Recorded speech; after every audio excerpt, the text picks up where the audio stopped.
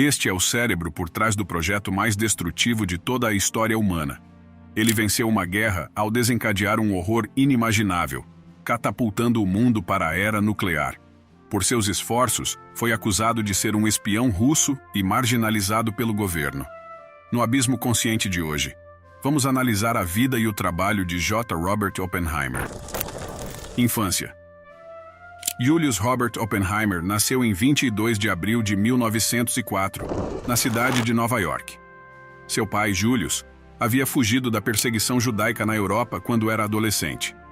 Sua mãe, Bella, também era judia, e sua família já estava em Nova York há várias gerações. O casal se casou em 1903, sendo Robert seu primeiro filho.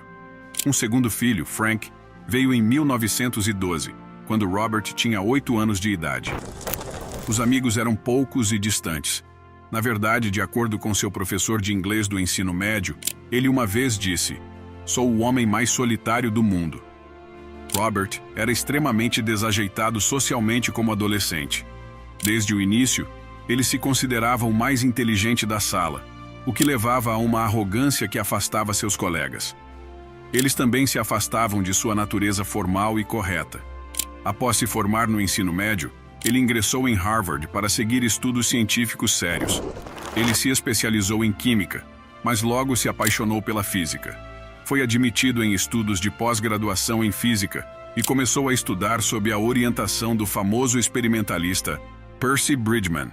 Oppenheimer soube imediatamente que era isso que ele queria fazer pelo resto de sua vida. Ele se matriculou em um curso rigoroso a cada semestre, o que lhe permitiu se formar em apenas 3 anos. Naquela época, as faculdades americanas não conseguiam competir com os laboratórios de física na Europa. O mundo científico estava fascinado com as revelações físicas de Albert Einstein. E para qualquer físico americano sério em ascensão, atravessar o Atlântico era um requisito essencial. Em 1924, Oppenheimer foi admitido no laboratório Cavendish, em Cambridge, na Inglaterra. Este era um dos laboratórios de física nuclear mais renomados do mundo. O laboratório estava sob a direção de Ernest Rutherford, que já havia ganhado o Prêmio Nobel por dividir o átomo. Oppenheimer foi designado para uma equipe de pesquisadores sob a liderança de Jody J. Thomson, que em 1897 havia descoberto o elétron. Era o ambiente perfeito para um gênio da física em ascensão. Mas Oppenheimer logo percebeu que aquilo não era realmente para ele, e eles simplesmente não se encaixavam. Ele não conseguia acompanhar a carga de trabalho necessária, e quase teve um colapso mental. Nessa época, ele já tinha desenvolvido o hábito de fumar em excesso, e muitas vezes negligenciava práticas básicas de higiene e alimentação, enquanto se afundava em seu trabalho. Mas por mais que tentasse, ele não conseguia acompanhar a carga de trabalho exigida. Seu primeiro trabalho de volta para os Estados Unidos foi como professor na Universidade da Califórnia, em Berkeley. Agora, ele tinha uma mente repleta de conhecimento e salas de aula cheias de estudantes ansiosos para aprender com ele. O problema era que ele não sabia como ensinar. Sua falta de habilidade social certamente não ajudava. Ele ficava sem palavras na frente dos alunos, e quando falava, suas ideias saíam como uma massa confusa de palavras que apenas serviam para confundir aqueles que estavam presentes. Enquanto lecionava em Berkeley, Oppenheimer continuou suas pesquisas em física. Ele publicou mais artigos sobre física quântica, mas não fez nenhuma descoberta revolucionária. No entanto, ele transformou o laboratório de Berkeley em uma instalação de classe mundial, estabelecendo a nova física quântica como uma ciência legítima na América. Oppenheimer estava completamente imerso em seu trabalho e na adulação de seus alunos. Ele não possuía telefone, rádio e nem mesmo lia o jornal. Quando sua mente não estava na física, estava em outro lugar, explorando os mistérios do universo. Ele estaria estudando mitologia hindu ou os clássicos antigos. Como resultado, ele estava completamente distante do mundo exterior. Quando a Grande Depressão atingiu após a quebra da Bolsa de Valores de Wall Street em 1929, ele simplesmente não fazia ideia, pois estava protegido dos efeitos graças a um fundo fiduciário. Se você está gostando do conteúdo, peço que se inscreva no canal e dá o like no vídeo. Não vai custar nada, e você estará contribuindo para o crescimento desse projeto de expansão de conhecimentos no YouTube. foi o impacto que a Grande Depressão teve nas vidas de seus alunos, que fez Oppenheimer perceber seu efeito devastador. Isso o fez ter consciência de como eventos políticos e econômicos podem afetar a vida das pessoas. Essa consciência foi fortalecida quando ele começou a observar o que estava acontecendo na Alemanha nazista. Tendo ele mesmo uma herança judaica, ele observava com grande preocupação o surgimento de Hitler. No entanto, foi uma mulher que transformou as preocupações políticas de Oppenheimer em ação. Jean Tatlock era uma estudante de pós-graduação que estudava psicologia e também era membro do Partido Comunista. Tatlock apresentou Oppenheimer ao mundo da política radical, e ele se juntou a várias instituições alinhadas com os comunistas. No entanto, não há evidências de que ele tenha se tornado um membro oficial do Partido Comunista. No entanto, em 1936, seu irmão Frank mudou-se para a Califórnia e se juntou ao partido. Oppenheimer se apaixonou por Tatlock, e eles tiveram um relacionamento tempestuoso entre 1936 e 1939. Com o fim de seu contato com Tatlock, seu interesse pelo comunismo diminuiu, e na década de 1940, ele havia se desencantado bastante com ele, principalmente por ouvir relatos sobre como era realmente a vida na União Soviética. No entanto, apesar de suas afirmações posteriores de que seu flerte com o comunismo era apenas uma paixão juvenil, acusações de que ele era um simpatizante russo o perseguiriam pelo resto de sua vida. Após o fim de seu relacionamento com Tatlock, Oppenheimer iniciou um relacionamento com uma mulher chamada Kitty Harrison. No entanto, havia um problema.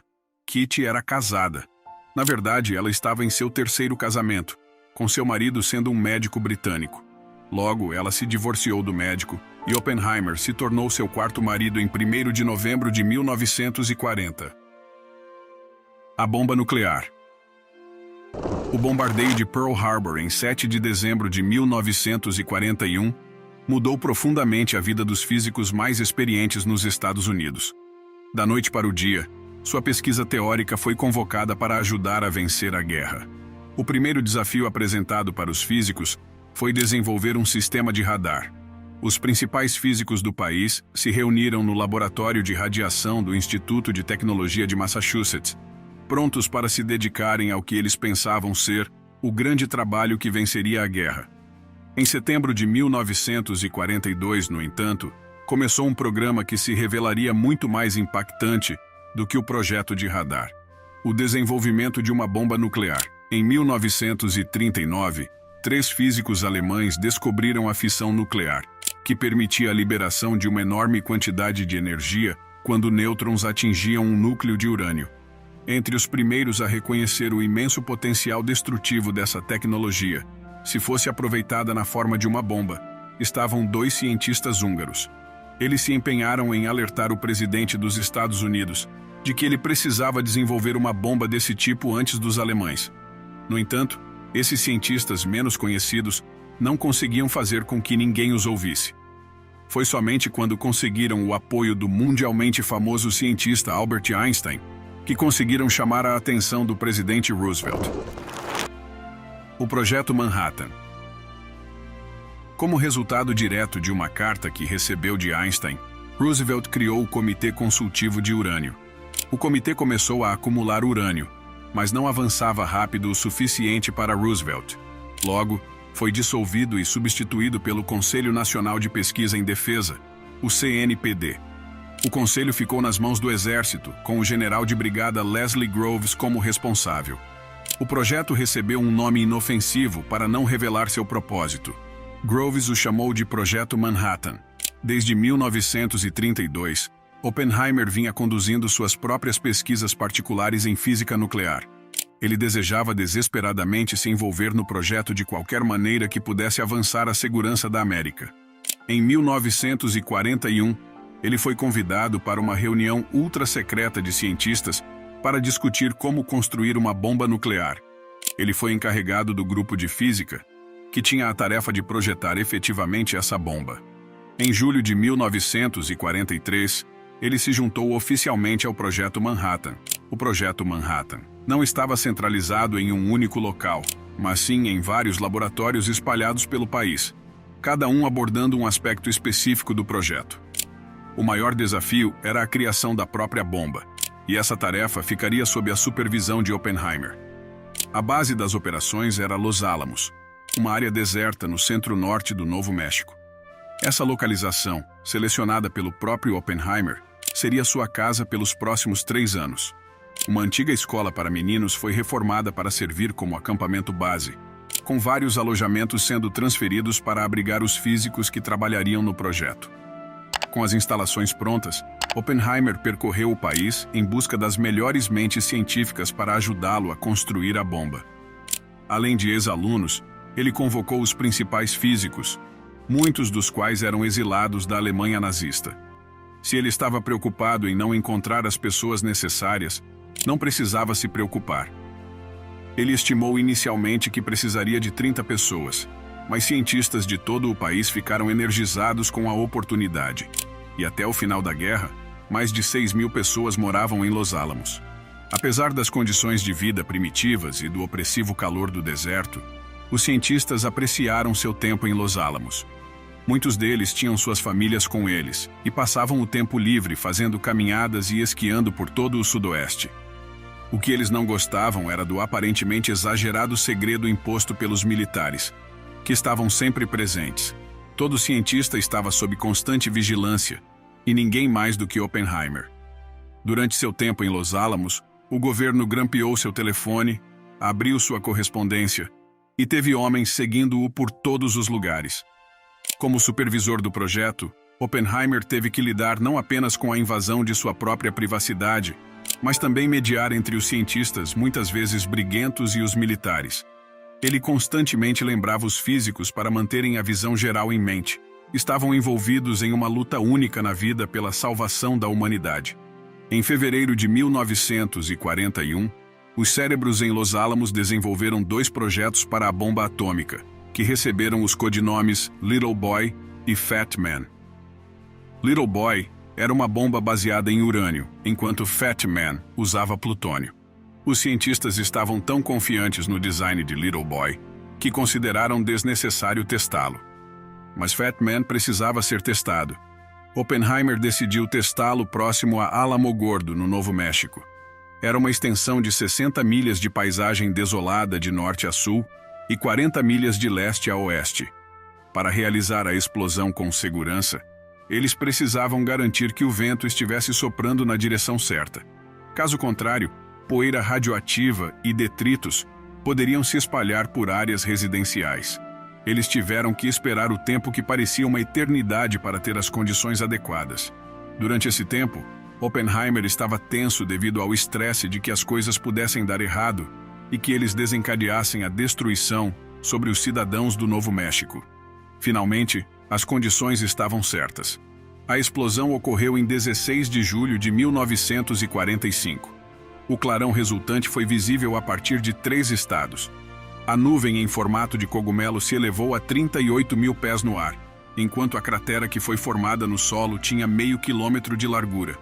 Os outros cientistas reunidos no local comemoraram entusiasmadamente, mas Oppenheimer não. Ele achou a situação adequada para citar o texto hindu, o Bhagavad Gita. He knew the world would not be the same. Few people laughed. Few people cried. Most people were silent. I remembered the line from the Hindu scripture, the Bhagavad Gita. Vishnu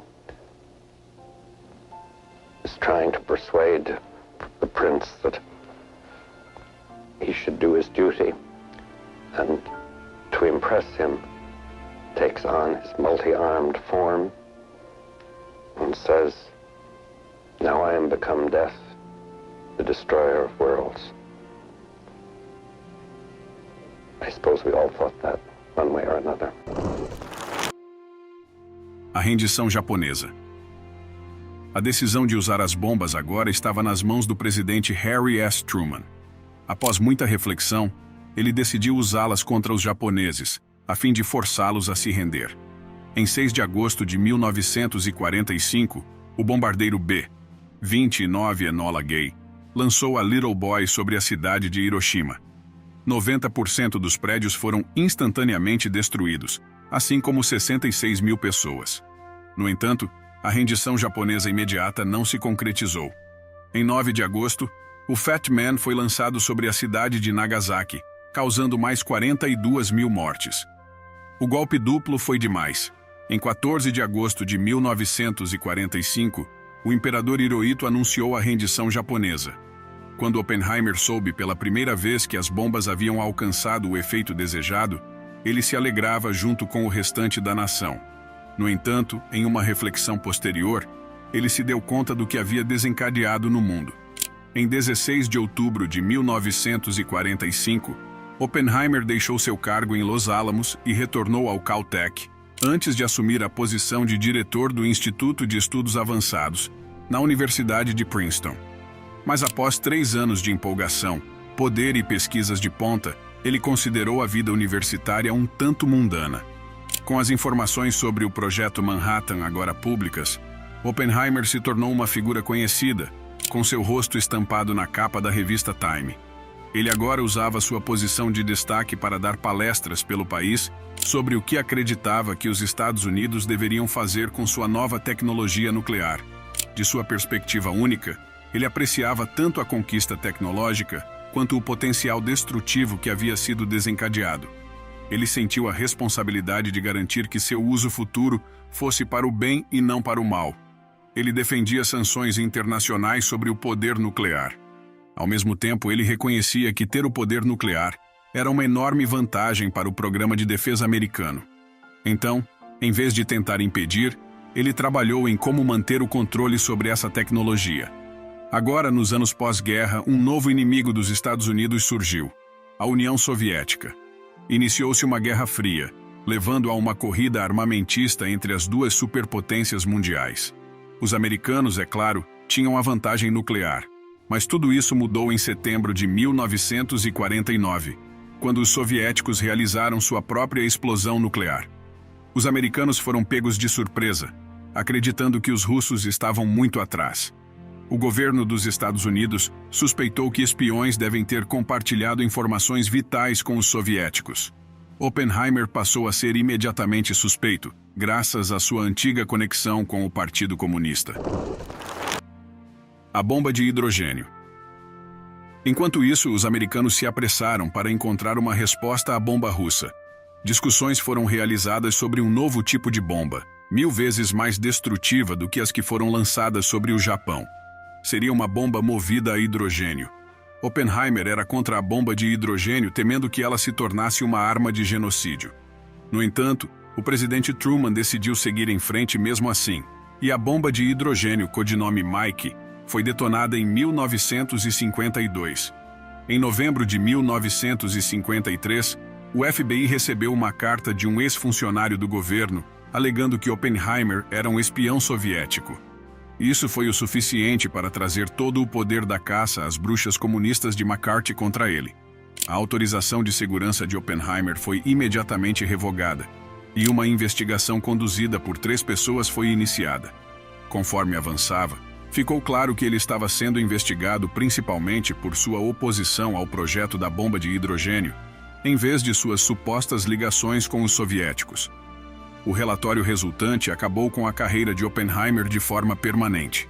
Foi excluído de qualquer envolvimento nos assuntos governamentais, devido ao que foi denominado como prova de defeitos fundamentais em seu caráter.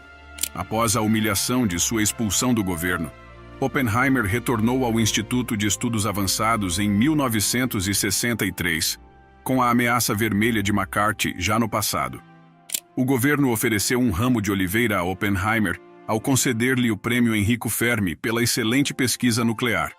No entanto, ele nunca se recuperou completamente da humilhação dos anos 1950. 4 anos depois, em 18 de fevereiro de 1967, ele faleceu de câncer de garganta com 62 anos de idade. Espero sinceramente que você tenha achado esse vídeo interessante. Se sim, por favor deixe um like abaixo. Inscreva-se neste canal para receber novos vídeos várias vezes por semana. E, como sempre, obrigado por assistir.